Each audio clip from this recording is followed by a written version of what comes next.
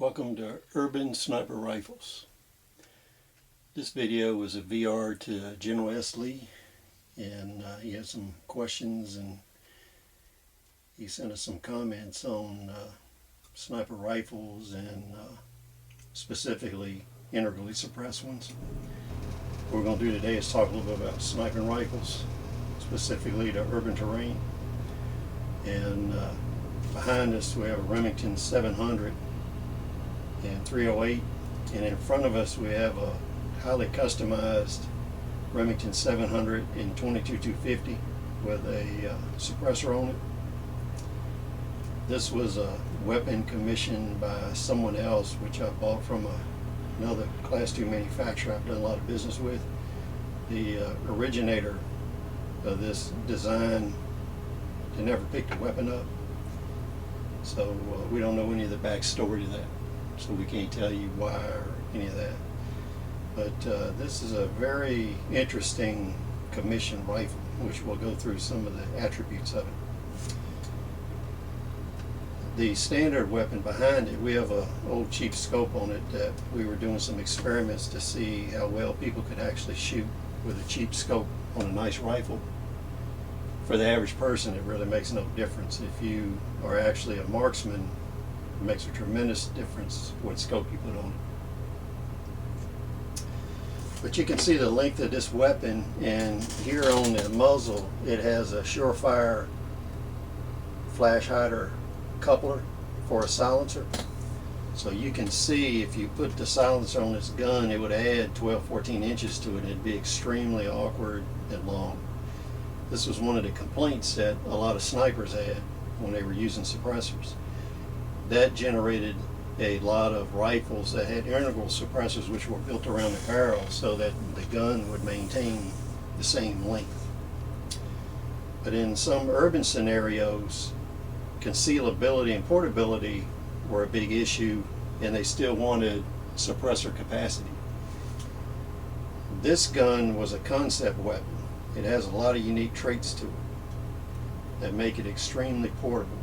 And the choice of 22-250 as the cartridge is an interesting one also, because it appears that certain ballistic parameters were met with that cartridge, yet it produced a compact portable unit. So what we'll do is we'll zoom in on this 22-250 and we'll pull the suppressor off and show you some of the interesting details to it. What they did when they built this rifle is they used several principles of suppressor design that you don't see as often as you used to see. We'll take this suppressor off.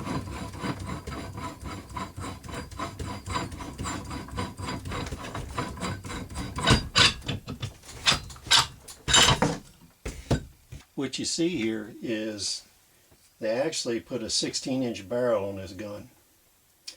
It's a heavy barrel. It was cut down and it's threaded here. This is a 2-point mount. You have a threaded portion here which fits up into this part of the suppressor, and it threads into a collar there. And then back here you have a shoulder cut on the barrel which matches a shoulder cut on the inside of the suppressor right here. So it gives two firm points of mount for this gun, which is extremely good design.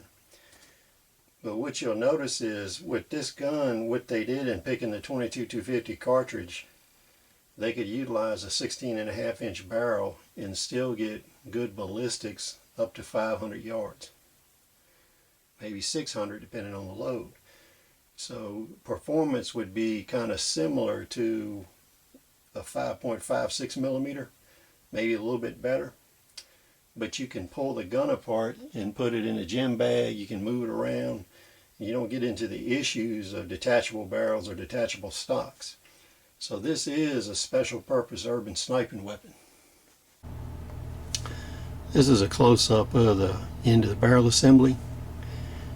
What you'll notice is right here, this is a threaded portion. Fits up into the suppressor. And right here, this bright ring is a shoulder that is cut on the barrel.